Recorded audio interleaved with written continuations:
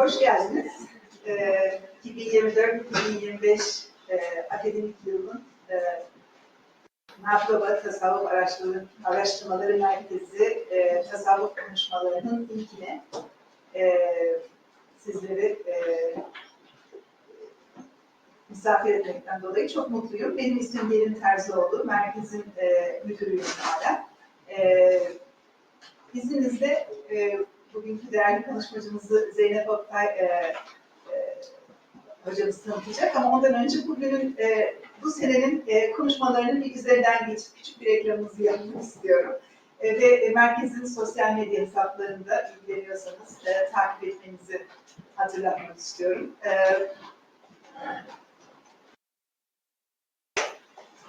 Bu sene Nathalie ile başlıyoruz. Sufism and Transition, Bektashism in Late Ottoman and Post-Ottoman Spaces başlıklı konuşmasını birazdan dinleyeceksiniz. İkinci konuşmamız 5 Kasım'da yine tasavvuf çalışmalarının çok önde gelen isimlerinden Mustafa Kara hocamız bizimle olacak. Osmanlı dünyasında dergahlar ve sosyal hayat konulu bir konuşma yapacak. Daha sonra 10 Aralık'ta yakın vakitte University of Michigan'dan doktorasını almış Samet Budak konuşacak. Philosophical Sufism and Byzantine Platonism, Convergences and Divergences başlıklı bir konuşma yapacak. Sonra bir küçük aramız var semestr arası. 18 Şubat'ta Esther Post-Winter Filiz, The Mantle of the Prophet, Hırka-i Şerif in Fatih, Inquiries into a Fabric of Traditions and its Intertwined Threads başlıklı bir konuşma yapacak. Kendisi Orient Enstitü'de araştırmacı ve antropolog. Genellikle merkezimizde tek bir disiplin değil, birden fazla disiplin, tarih, edebiyat, antropoloji gibi temsil etmeye çalışıyoruz. Buradaymış da. Sonra 6 Mart'ta Walid Ziyad, şu anda Georgetown Katar Üniversitesi'nde hoca, başladı orada. The Extraordinary Enchanted Lives of the Female Sufi Masters of the Afghan Empire adlı bir konuşma yapacak. Yine burada olsa gerek. Evet. Çiğdem Budaycı, 25 Mart 2025'te Reaffirming Sufi Love, Safiye Eroz-Nietzsche'nin Perspective on Secularity and Modernity başlıklı bir konuşma yapacak. Programımız devam ediyor. Nisan ayında, 15'inde Nisan'ın Rishad Chaudhuri yakın vakitte çıkmış olan kitabını tanıtacak. Hajj Across Empires, Pilgrimage and Political Culture After the Mughals, 1739-1857. Ve son olarak, son birkaç yıldır yaptığımız gibi biraz daha müzik, dans, tasavvufu da performatif, sanatsal yönüne eğilen bir konuşmayla serimizi, bu dönem serisini kapatıyoruz. Mustafa Avcı, Musiki, Raks ve Esriklik, Osmanlı'dan günümüze esrikliğin kültürel anlamları başlıklı bir konuşma yapacak. Yani bu konuşmalarda da katılımınızı bekleriz, dileriz. Ben sözü daha fazla uzatmadan Zeynep Oktay'a veriyorum. Tekrar konuşmacımıza katıldığı, buraya geldiği için çok teşekkür ediyorum.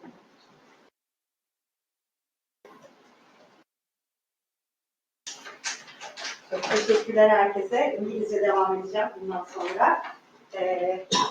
Nathalie'yi tanıtmak bana düştüğü için ayrıca onur duyuyorum. I'm proud to be representing Nathalie Claire, who also was on my dissertation defense committee. She was one of the members of my defense.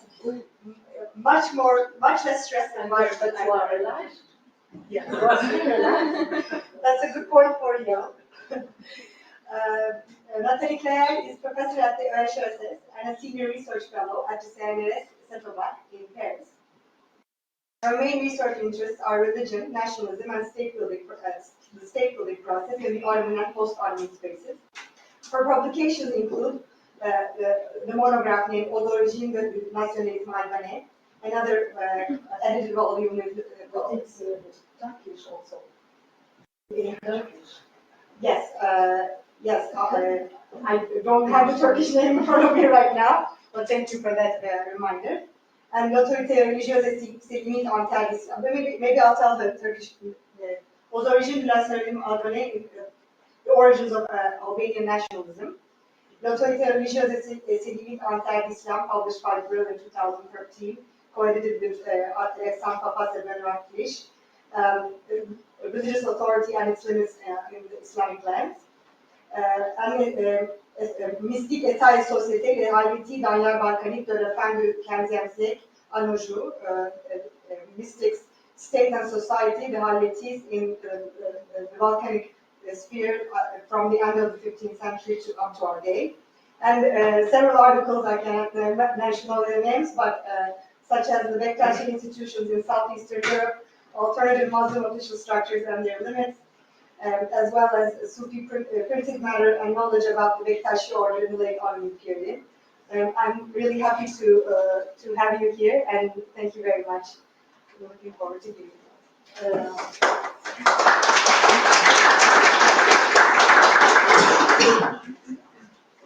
Thank you very much.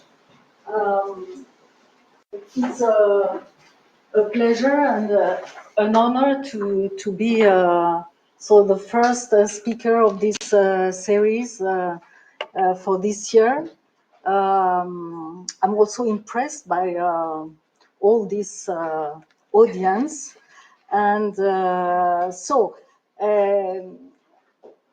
want to speak today about not only Sufism in transition, I will tell you, because I don't know, it was this speech, in fact, it's a kind of reflection in process. And I had also such a presentation a few years ago. I think it was for the CEU, the Central European University. It was online because of the COVID. And I thought it would be, for me, it's an important reflection also for my further works about Sufism at the end of the 19th century and beginning of the 20th century. So it's also important to exchange with other people. And for example, one of the reflection, it's this issue of transition. So for, let's say, from the empire to the nation states, but there is a problem with transition. Also, the people who have worked on the post-socialist period have very fast understood that with transition very often it means that the end is known, and so whereas in fact it is not known towards which political and social configurations are is evolving the society. It's impossible to know. So as for the period of the end of the 19th century to the 20th century, as for the post-socialist period. So it will be better to speak about transformations or changes rather than transition. Okay, so before speaking, taking let's say the example of Bektashism, I want to speak more generally of the problem that we have or that we had for a long time in looking at this the question of Sufism in the nation states. So thinking that in fact it was not, or let's say to a modern political and social configuration. So thinking that it was something from the past. And these kind of ideas, of images, came also from the reformist and modernization or westernization discourses. So because in fact, and that's why I put this scheme, of the relation, the intrication of, on one end, the political and social changes, on the other, Sufism or Islamic mysticism, and the discourses, also the discourses about political and social changes. So the three spheres, let's say, in fact, are very much intricated. It means that, for example, as Brett Wilson has explained in his paper on the novel of Yakub Kadri Karars Manolu, that in fact, if we analyze very well the novel, it's not only a rejection, it's also a use of Sufism for the nation building. So you will see what I mean also through with this word intrication, or so it means that Sufism evolves because of the political and social changes. Sufism is also part of the social and political changes, and it's also a part of the discourses and etc. So that's why there is this intrication. If we take first the late Ottoman period, this intrication between social and political changes and the Sufi landscape or sphere is these are ideas. You will tell me if you agree or if you have also other ideas that Sufism is changing at that time. And just parenthesis, he had also changed before, during all the centuries before. So it's not that before the 19th century, Sufism was one thing and then it changed suddenly in the 19th century. No, maybe the changes were not so quick, but it had also changed before. But so now let us come back to the, let's say, to the end of the 19th century, beginning of the 20th century. I thought that it was changing and it contributed to the changes of the society because of changes in governmentality. Also because of changes in the field of knowledge and in politics. So governmentality, maybe you know all the paper of Brian Silverstein, Sufism and Governmentality in the late Ottoman Empire. I think it's a very good study. So you have changes because of the changes in the Waqf issue. You have also new attempts of institutionalizing the Sufi orders within the Ottoman Empire, but in fact very limited attempts. But you have also another governmentality through the attempt to control the individuals and to control even the bodies. And also the issue of tekes. And here it's, I don't know if you know this, so the third phase of the Melamie, of the Sufi trend, which was a kind of a reaction and participation to the idea that the tekes were places of, let's say, laziness, etc., etc., these negative images, and that so Sufism was supposed to not to need any more such places. Then also new governmentality was changing because also of the changing in the forms of power and in the emergence of civil society, even if the concept of civil society is very much debated and has also some problems. Knowledge.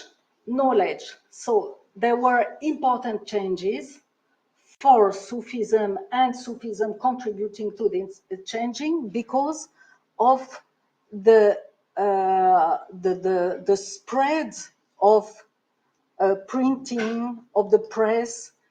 So it means that the place, for example, of in the transmission of orality was also changing, and it goes side by side with also the emergence of the figure of the intellectuals and a kind of competition, if you want, between intellectuals and sheikhs, even if you can also have some sheikhs who are intellectuals. So it's not that the categories are totally, oh, please help me, disjoint, exactly, thank you. So I think that I put here this, but maybe it was not in this category. I don't know. But the issue of secularization of the society and individualization. So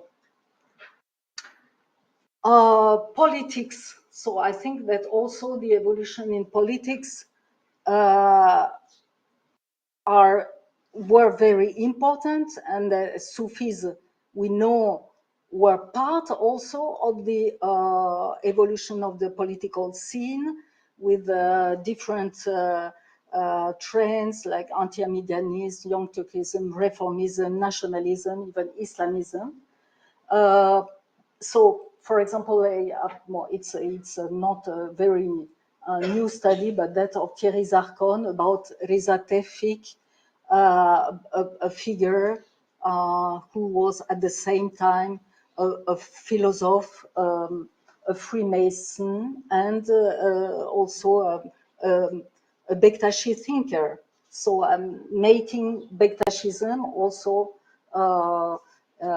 evolved in a certain direction. So, but now I want to complicate a little bit the picture. So, in putting something else, the complexity of what Sufism is, because Sufism, what is it? It's a set of beliefs. It's also a set of practices.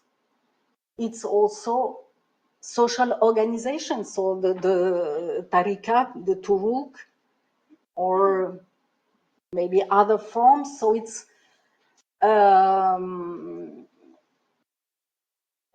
just one example. I don't know, but you will tell me after.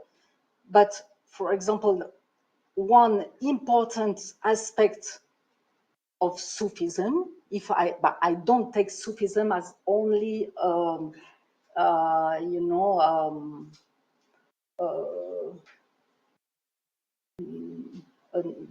not an ideology, but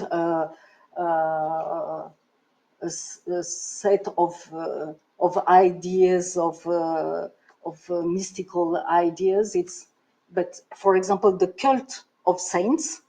If you look at I'm working on the Balkans. If you look at what when we speak about the Kadiris, the Halvetis, the Bektashis, it's on the ground. It's not only, but it's also the cult of saints. And but maybe we as scholars, we are maybe too often looking at things from the top, and also the intellectual, more the intellectual aspects than the beliefs of the, because also these are organizations that have different, let's say, different degrees of adhesion and adhesion, oui, adhesion, oui, and so different steps in the initiation.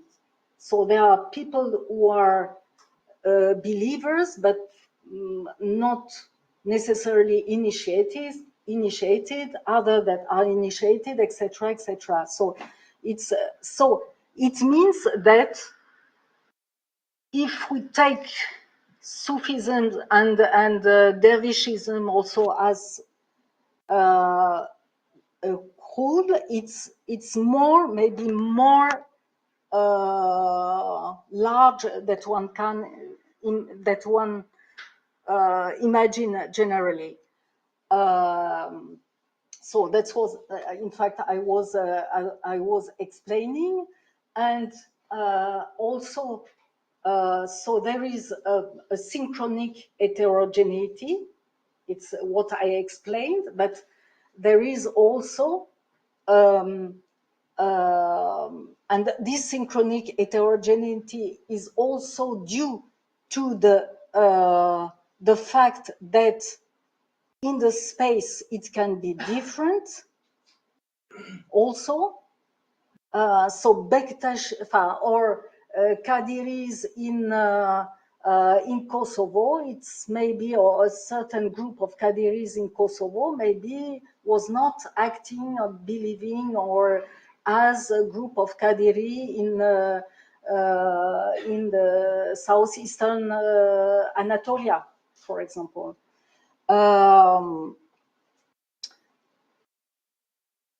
So something non-homogeneous in terms of beliefs and practice, and multiple ways of adhesion and evolutions in time and space. So I think this is very important also to take this into account. Now,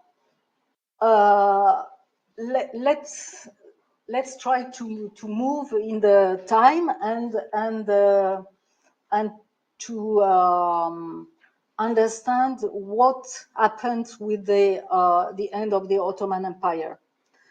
For example, and here it's interesting, I don't know if you know this study by Elisabeth Özdalga about the transformation of Sufi-based communities in modern Turkey, and she took the example of the Nakshis, the Nurjus, and the Gülen community. And so instead of saying that so Sufism was something from the past and etc. No, she shows that in fact Sufism accommodated to the transformations and contributed to the transformations, but in doing so, its organization, its forms also evolved from, first, that it was active, or it continued to be very active, not only in the religious field, but also in the economic field, in the politics, in education, etc., etc. But that it was also through a transformation of its organization. For example, also which was also due to the transformation of the authority of the sheikh and of the relationship between the sheikh and the disciples. So you see that so this idea of governmentality, I remember the three: knowledge, so the transformation in the sphere of knowledge, in the sphere of and of politics, also contributed to the transformation of these organizations. Now, so I'm taking the so the case of Bektashism. Bektashism, maybe it's a bit, it's a different, because it was its place was different in the Ottoman society than the Bektashis, the Naqshbandis, for example.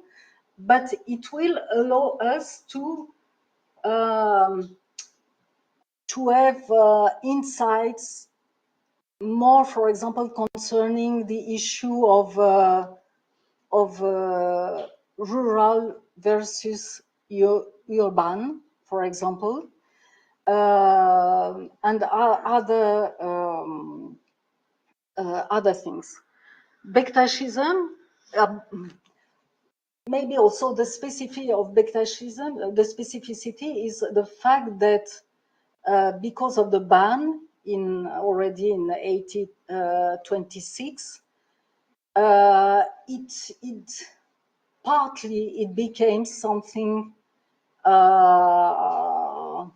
secret, but only partly, and it was already. I think that for Bektashism, no, but Naqshbandis also experienced big transformations during the 19th century, but Bektashism also, and Bektashism,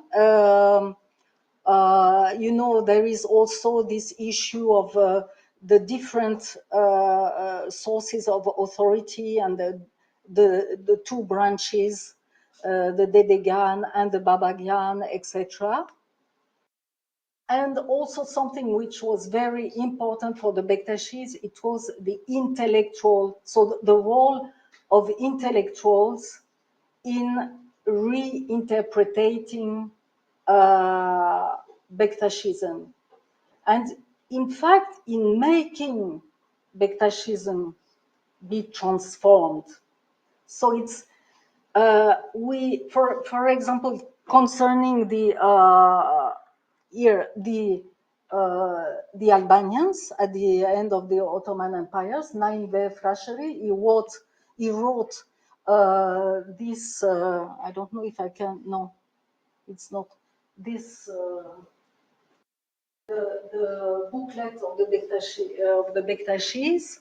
So during, until recently, this book was taken as what was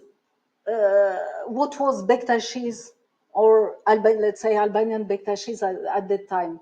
No, it's what Naim Frasheri proposed to be as Bektashism. So, or let's say a kind of negotiated way of presenting Bektashism. Here, I'm mentioning the study by Jem Kara, which is also in English, but was translated into Turkish, which explains this evolution of let's say, more the intellectual Bektashism because of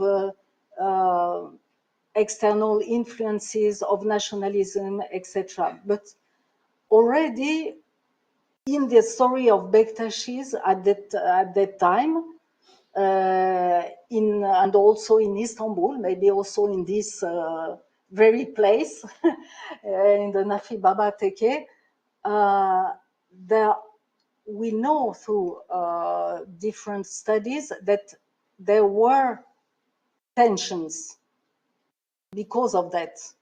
And I will insist on these tensions because of the, which are in fact revealing this heterogeneity I wanted to stress. So now, post-Ottoman Albania and Turkey. So the cases are very different. Why? Concerning Bektashis? Because in Albania, the tariqat were not banned, were not the tekes were not closed down like in Turkey in 1925.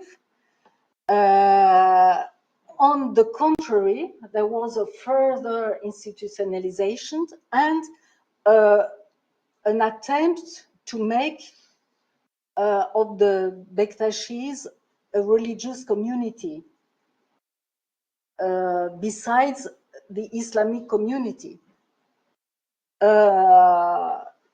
And so there was also an attempt of centralization. In Turkey, there was the ban also for the other tarikats, and so it was more a kind of survival of groups, individuals, etc. But in fact, but Bektashism still continued to exist in Turkey, so it was not erased, and there are only a few studies about Bektashism in Turkey in the Republican era. I will mention one to you, one which is in French, so maybe you know, because French doesn't exist anymore. But so, but in both cases, there is a change of scale, so from imperial to national. And it's important, it's not so the national frame is not the only one, and there are transnational dynamics. It's very important, and this is the thing that I want to stress. There are tensions and evolutions, or tensions because of the evolutions, and especially around the issue of authority and of the urban rural spaces. So the dominant narrative concerning Bektashis in post-Ottoman Albania is so their national role and the recognition of an independent religious community. Even today, well, no, I will not speak about today because but in reality, it was not like that. It was more complicated. First, some Albanian Bektashis at that time had the Turkish example in mind, so they were not cut off from Turkey. They had relations. They had and they thought maybe there will be the same thing like in Turkey, so also a ban. Then, so there were as I said, attempt of further institutionalization, but which was also a way for the political authority to control. So it's here we have the issue of governmentality. And so it is through the case of which I found in the archives in Tirana a lot of documents concerning a conflict around the nomination of the head of a Bektashi teke in the south east of the country, a conflict that lasted from the beginning of the 1920s to the Second World War, so during 20 years. So why? Very, it's a scheme. Why? So it was a conflict between a certain Baba Kazim. We have no picture of him. It's revealing because in fact he was, let's say, a kind of traditional dervish, the dervish of the Baba Hussein. And he was supposed to, so the teke of Melchan was in a rural area and with many lands worked by peasants who were the disciples and the members of the teke. And they had to vote for the Baba, the new Baba, when the Baba Hussein died. But at that time there was another group of, let's say, intellectual Babas who founded their authority not only on the oral transmission, but also because they are studied in a gymnasium, and they were printing newspapers and writing and the connections with the political sphere, etc., etc. So this Baba Zulfo, he was supposed to become the Baba of the Teke instead of Baba Kazim. So here we have at the same time, but the peasants said no, and even we built the tekes with our arms and with the work that we are doing in the fields around the tekes, etc. So we have the right to appoint, to choose this Baba Kazim, and the other ones who were so also trying at the same time to organize a centralized Bektashi community. They were fighting this kind of saying, no, now we are Bektashi is something else, and it's not. I have to stay here. At a certain moment, so because there was also the political scene was also important, so it depended on the so Zog, etc., etc. Well, at a certain moment, the ones who were for the centralization of the community and for Baba Zulfo to be the teke instead of Baba Kazim, they, and especially this intellectual and a lawyer who was in contact with people in Turkey, but also in contact with Riza Tevfik, who was at that time in Jordania. So they called Salini Yazidede. Who was Salini Yazidede? Maybe some of you knows. He had been the head of the Babagan, so in Hacı Bektaş, and he was living in Ankara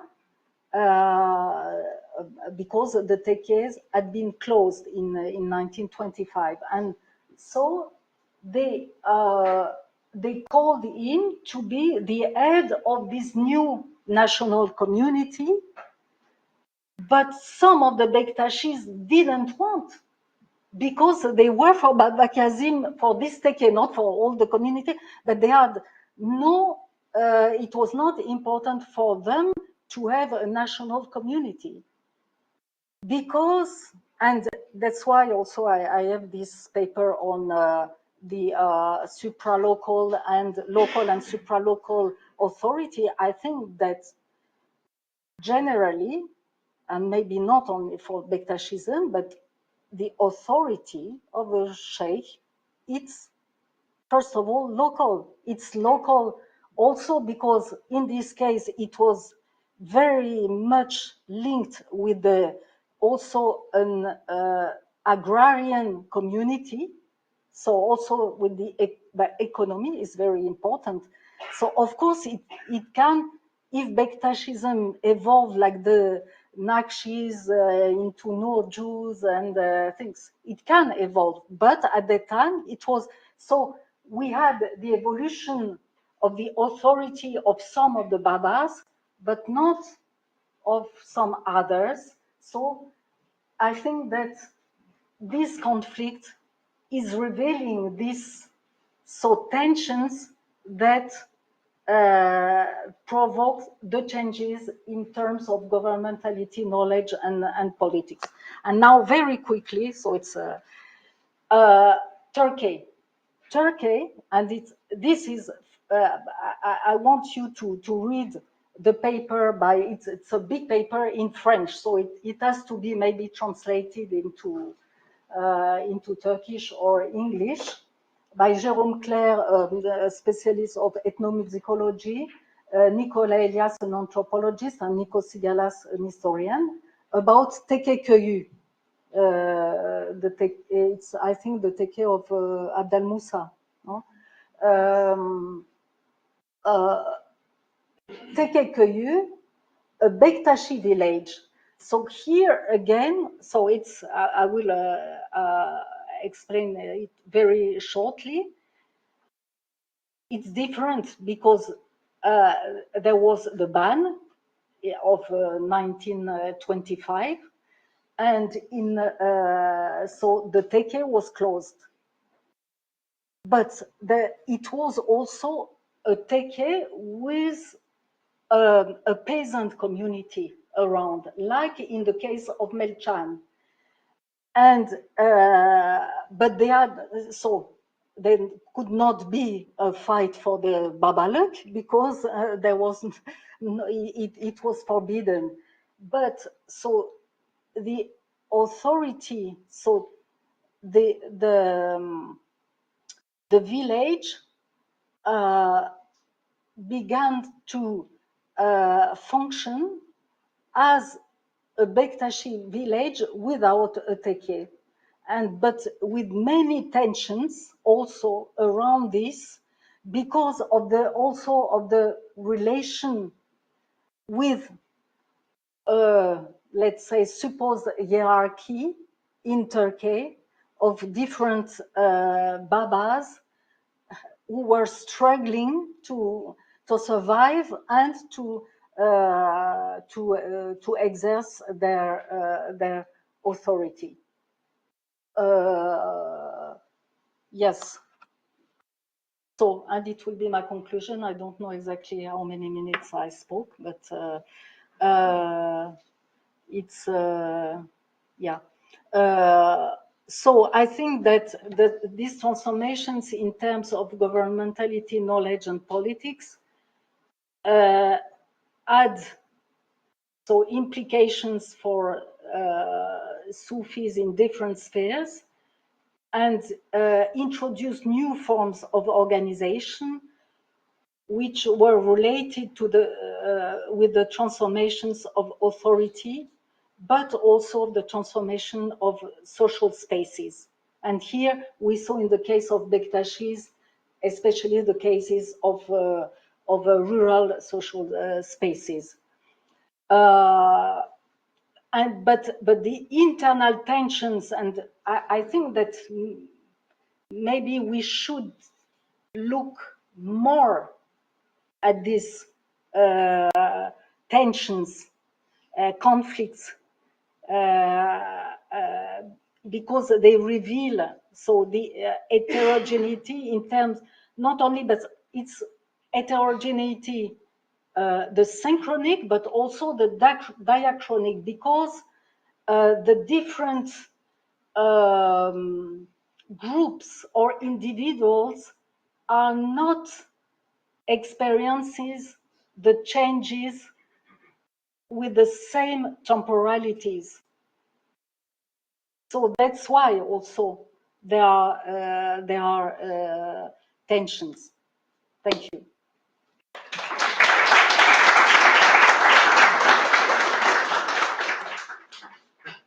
Thank you very much.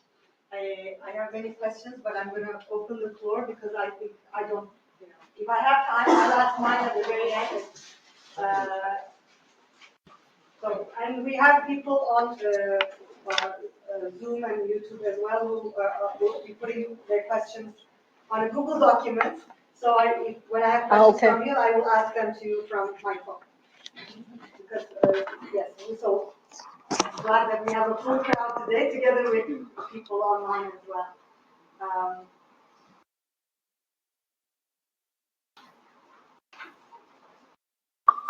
Yes. Thank you for your presentation. I'd like to ask. Can you speak a bit louder, please? Okay. Thank you. I'd like to ask, what about the other post-Ottoman, because we compare Albania and Turkey, but we have so many post-Ottomans. Do you see any? I mean, is it due to politics? Do you think that institutionalization in Albania or Balkans increased? But I'm just curious about your sense is about other post-Ottoman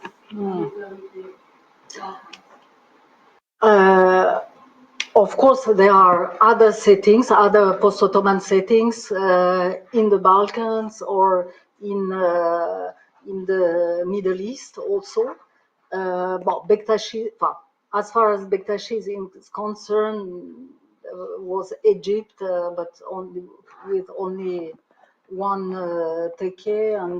But if we take the example of Yugoslavia,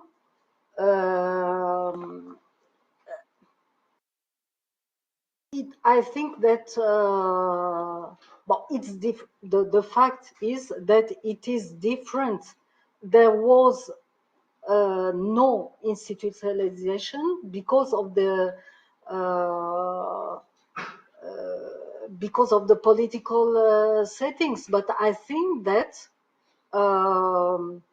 you can have such evolutions which will lead to tensions or not, depending. The problem, the Bektashis, for example, were not so important in Yugoslavia, and they were very much linked to Albania. But let's say there is something else. So the communist period. So what I'm not trying to make the history of the different tarikats or Bektashism in doing what I have done today. I want to think about the changes and how to think about these changes. And it's clear that also in other post-Ottoman spaces, there were changes. So what can be different is the fact it depends on, for example, the importance, the existence of intellectuals or not who are playing a role in the redefinition of Sufism. I speak for the interwar period. There is also something that was not so, no, that was also important, the circulations between also, I spoke about this man who was one of the responsible for the making of the Bektashi community as an independent community, Sabri Kuteza, and how he was very much related to also a post-Ottoman Turkey. And I think that, for example, the transformation of Sufism in Kosovo or in Macedonia today is very much related to the circulation of people between Turkey and these spaces. So, I have another question yeah. from here, from Cem Behar. How did the Bektashis cope with the Enver generations? So, so there was at the beginning another conflict, very important conflict, because some of the Babas were for the new regime, had fought with the partisans and were with the new regime, and even were for the transformation of Bektashism, an abolition of the celibacy, abolition of the celibacy, etc., etc. So they were for a very important transformation, and also it meant once again a transformation of the authority. So, and also of the relation between the Sufi masters, the Babas, and the disciples. So it was a part of the Babas, but another part of the Babas, also Muhibs, so initiated disciples, were against, and there was even a murder in 1947. So I think that the Dede Baba and one or two Babas, Dervish, yeah, yeah, they were shot. Yeah, exactly, they were shot, and after that, they couldn't find someone to be the head of the community during several months, because it was not obvious to become the main authority in this community. And then there was someone else who 10 years later was sent into internal exile. And so it means that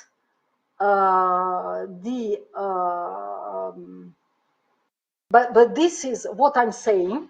It's also a story now from the top. It means that we have to try to also to understand how maybe in some village communities or city communities, the local communities were functioning still at that time. And for example, now I just recently, it's not yet published, I wrote a paper on the new way of elaborating menakeb names.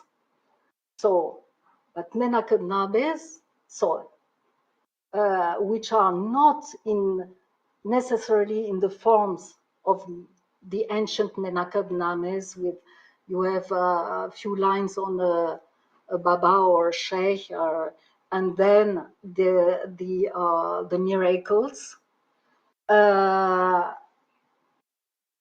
It can be more like a book of the history of Bektashism, but in fact you have also the miracles at the end, and then you can have also TV shows. So do you have also new medias? You have also statutes, statues, which are also a way of embodying of a saint. So, and this is also, so this search for sainthood and this also proposition of the a presentation of sainthood, it's also a way for these people who are writing or creating or elaborating this kind of modern menakib names, it's a way for them also to build an authority.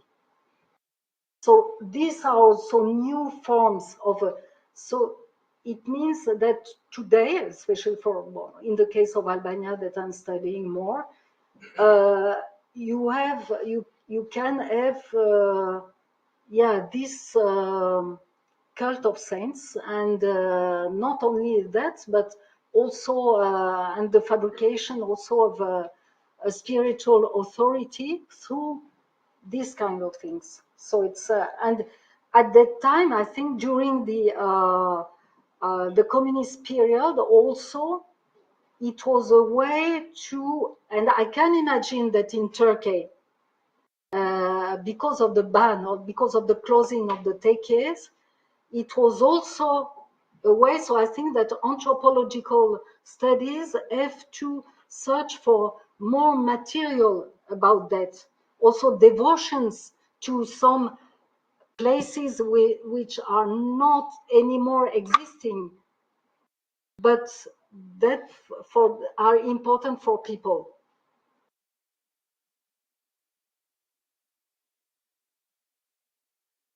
Thank you so much for your talk and also for stressing the importance of what scholars call localistic religiosity, Yeah. attachment to places, and for showing how the rural areas may have been quite different.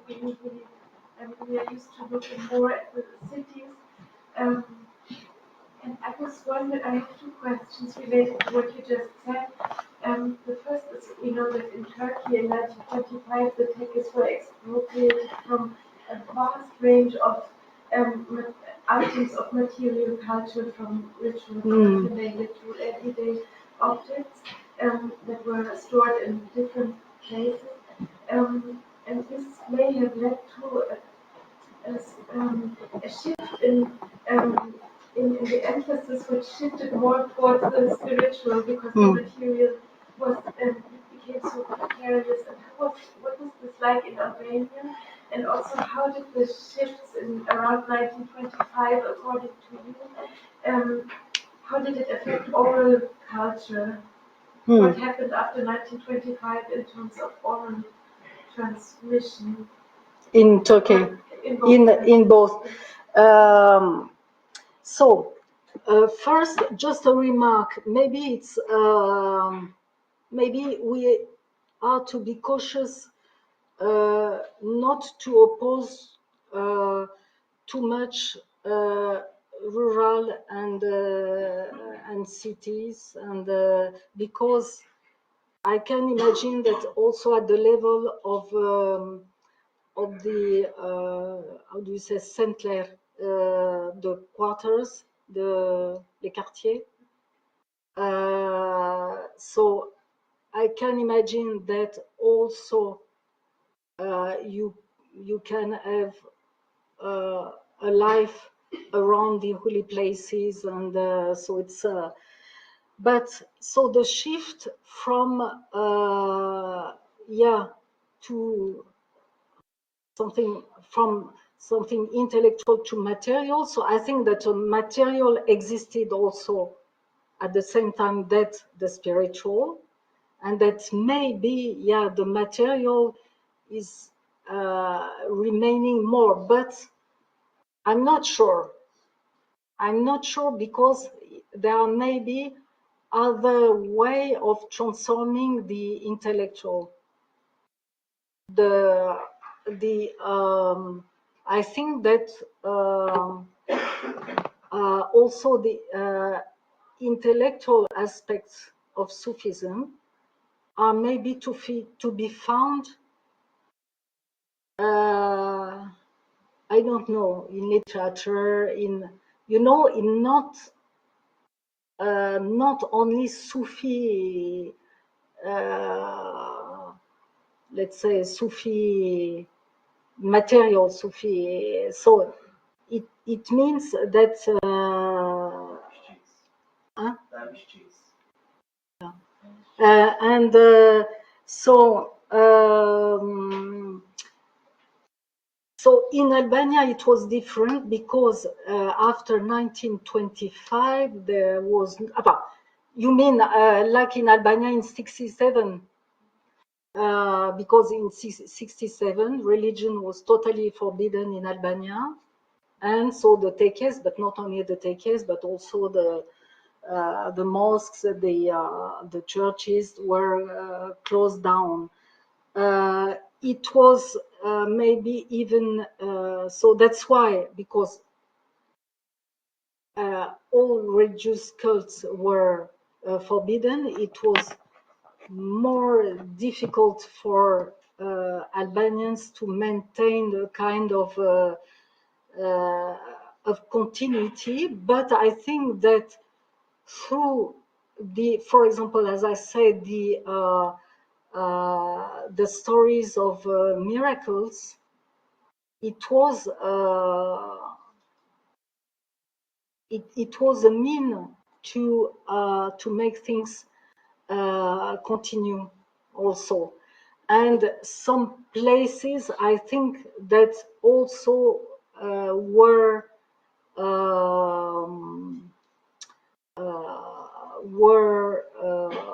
places of devotion, maybe. But of course, this had an impact on the transformation of how Sufism re-emerged in the 1990s. Reading another question from our online viewers. This one is about Mike Swallow. I think everybody has this question in mind, so we'd better ask it before it's late. How do you assess the recent Albanian movement to found a Vatican-type Bektashi state in terms of changes in governmentality and transformational authority? What are its implications for internal tensions? And I don't know if I will answer. No, because it's very political. The answer would be very political. The answer, no. Already the declaration of the Prime Minister of Albania, it's no. Just I will say what I wrote in the paper about Bektashi institutions as parallel institutions, and it's a bit what I said before, that the conflict of Melchan was or highlighted the fact that for the tarikats, the local authority is very important, more important than supra-local authorities. That's why it was this attempt to make of Bektashism a first, a national community was very complicated and introduced tension in Albania. And then, just I think it was only at the beginning of the communist period that it was declared as the world center, the Bektashi world center. So, because at that time they were doing as if in Turkey there was no authority anymore,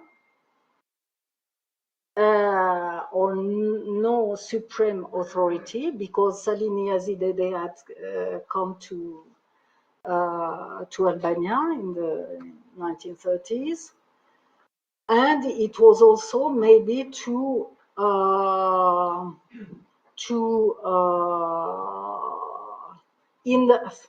there was something related, I think, to also the Soviet maybe policies.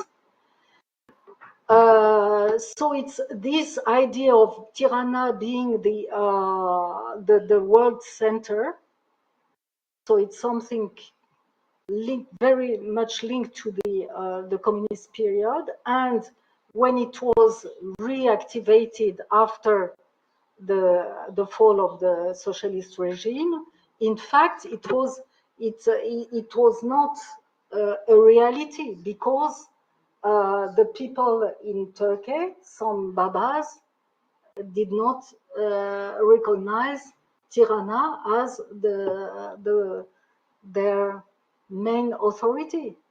So instead, they were saying that the main authority is in Turkey still.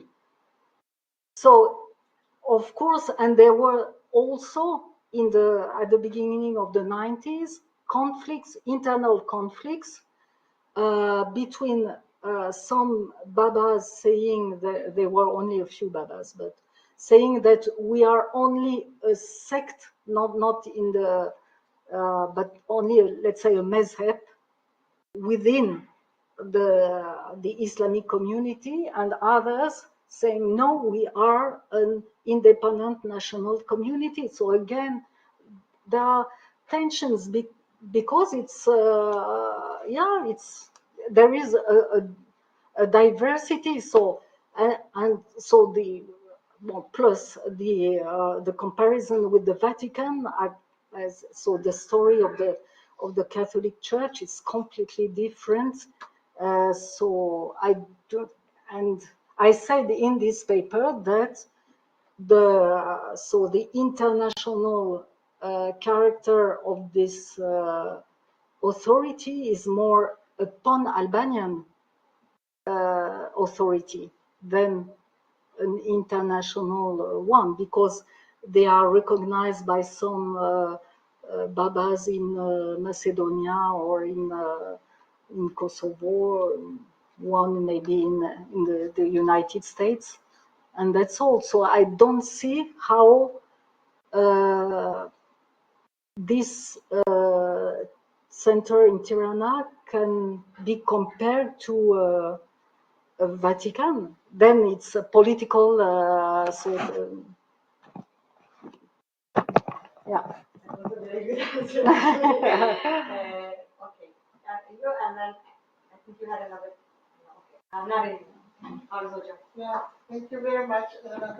I was wondering about the oral history approach to this whole thing, because we know that the decades were closed, but we also know that many early Republican elites had their own shape, not perhaps Bektashi, but from memoirs we know, like Müfide Ferit, Samiha Ayberdi, even Jai Buçuk, they had their own, they had their own shapes, and they followed them with good faith and so on. And so we know this from their memoirs. But I assume that there were also communities, or not maybe like rural communities or local communities, but the way people got organized was, especially in the urban space, was perhaps different. as a network, as a gathering in one place, at a home or whatever.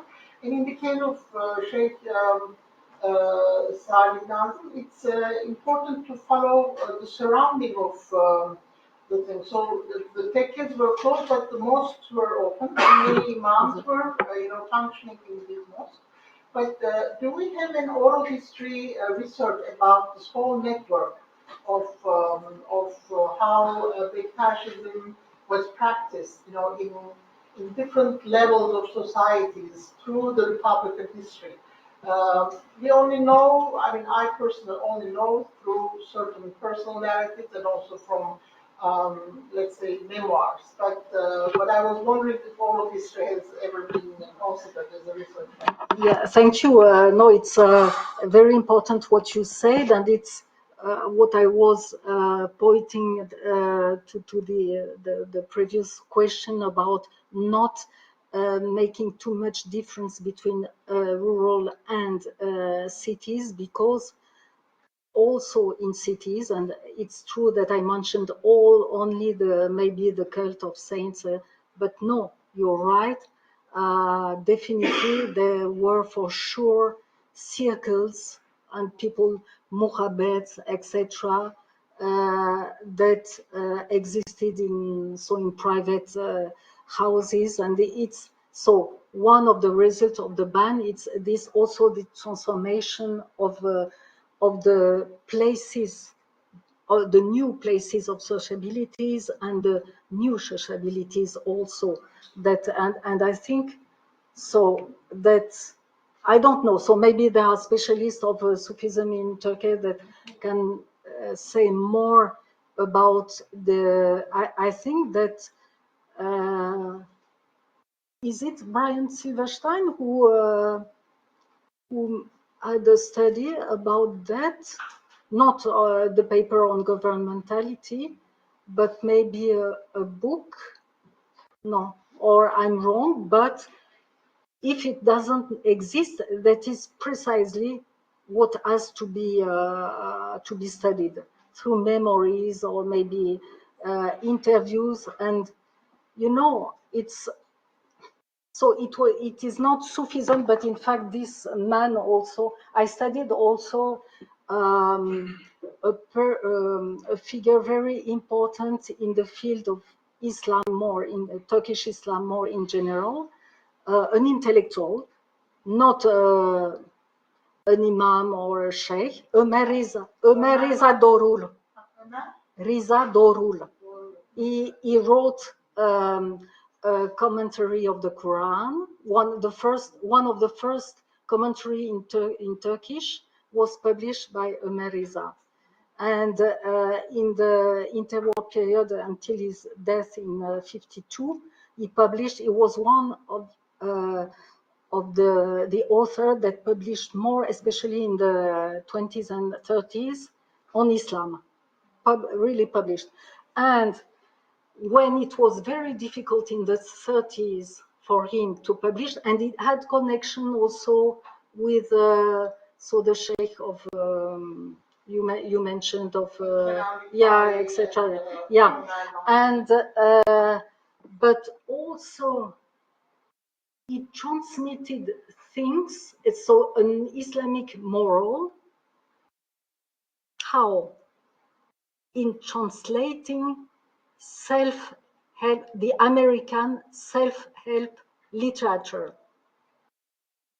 So the self-help literature, so it's how you can earn money, how to be happy, how to be happy even after 40 years, etc., etc. So this seems to be non-religious, but in fact there was a kind of such American literature which was also religious, and so it translated, because in New English it translated this literature into Turkish, and it was through this kind of literature that he reintroduced the religious values yeah, through another. So it can be not only oral history, and so it's yeah. Thank you for the presentation. Well, as a student of late Ottoman Sufism myself, I am studying near-Levis. Yeah. With a special emphasis on the actionism of the times of the Chaldeans. Yeah. Well, during my research, I came across some documents from the Ottoman archives, which included allegations by the locals about the Çelebi family, Yeah. who was deemed to be a Bektashi Baba as well. Yeah. Such petitions argued that the Çelebi family was, in fact, trying to awaken the Bektashi Ocak in Konya. For the Hamidian regime, the term Bektashi was kind of a red flag because of its unorthodox connotation. Mm. Well, in his response, Çelebi family refused such allegations. But Abdülbaki Gölpınar'dı, one of the authoritative figures in the available literature claims that he literally saw the Bektashi Hilafetnames that were given to the Çelebi family. But probably because of his relationship with the Çelebi family. Yeah. So, my question then relates to the Bektashi's entanglements with the other orders. So, how do you reanalyze or assess the Bektashi's relationship with the other Sufi orders, especially the Sunni ones, like Libya? But the Sunni, Bektashism and Sunnism, or more Sunni, there were also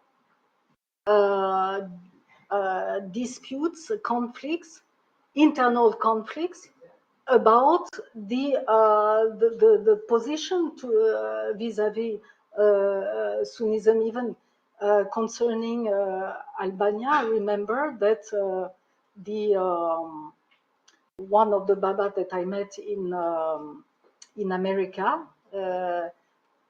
He told me that in his teke, also because of the entanglement with the Nakshis, that we know more because, you know, the Naqshbandis have been supposed to control the Bektashi tekes after 1826.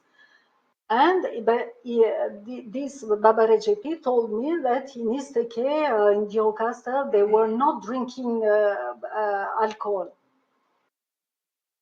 Because there was, so it's, and but again, you cannot generalize.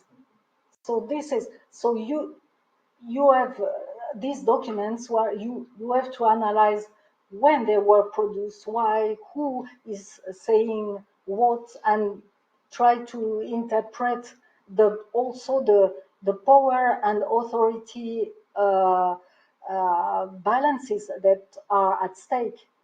But then you cannot say, so what was the position of Bektashism towards the Mevlevis or the Naqshbandis, because I think that, but maybe I'm wrong, huh? But I had the tendency to say that this was very local. Not only local, of course.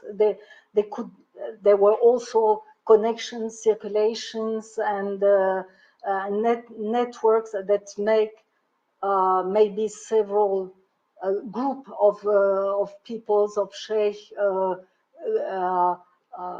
go in the same direction, but you cannot generalize. So this is, I think, very important.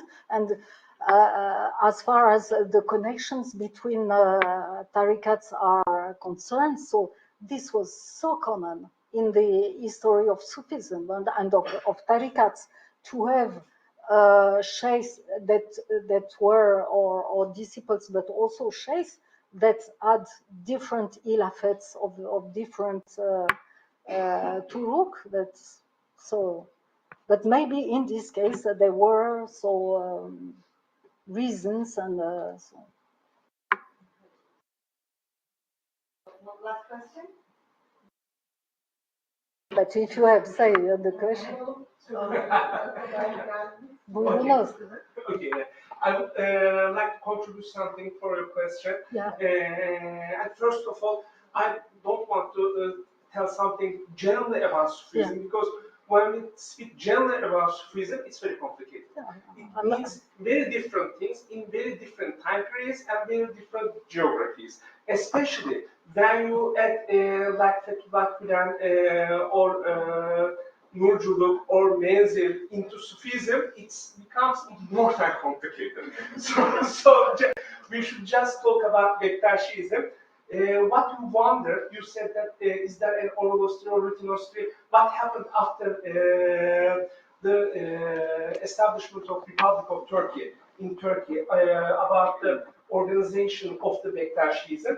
It's written in Bedri Noyan's Dede Babas volumes until a period. After that period, you can find it in the articles of Şevki Koca. He is the son of Turgut Baba, and so we know every incident day by day until today. In Istanbul or in Ankara? In everywhere. In everywhere. We know it day by day. Yes. From the beginning, from Hacı Bektashi Bey'le until today, we know everything day by day. Okay. I'm sure we don't know everything. As a historian, Of course, not- you are partially yes. completely, but I understand that Yes, this is you are an systematic. academician, so you are speaking in the view of an academician. I'm a Bektashi, so I'm looking from the inside. So we are viewpoints are can be different. Yeah. I accept. How to say, respectfully disagree, but I understand what you mean. But I'm not also asking about as an academician. Yes. But whatever knowledge we produce, yes. From inside, yes. from outside, it's partial. Yeah. Of course, but there are many partial information. We have a general outline, and then we have I will check all these a lot of partial information. Thank you. Can I ask a question? Last question, please. I'm not a specialist of this period, as you know, but my question is about we talked about the Babagan mostly, and I'm curious about the role of the Çelebi. Do they have or did they have influence on Albanian Bektashism at all, or was it just the relationship between these two areas? Was it mostly through the Babagan that it happened? It was mostly through the Babagans because I'm sorry, the Çelebis as in the family of Hacı Bektaş, or of course according to the Babagan, there's a second branch that believes that it's the family of Hacı Bektaş and their adherents of the Çelebis. And excuse me, just because what is interesting, and I don't know if we have a study about that, it's the process of sort of Albanicization of the Babagan branch, even during the last part of the last decades of the Ottoman period, because as I said, the head in Hacı Bektaş was an Albanian, Salini Azidede.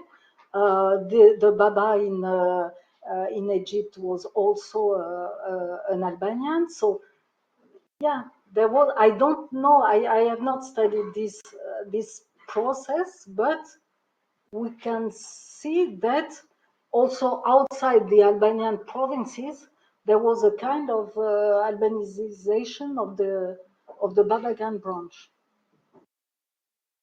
Thank you very much, Nathalie, for this lovely talk, and thank you, everyone.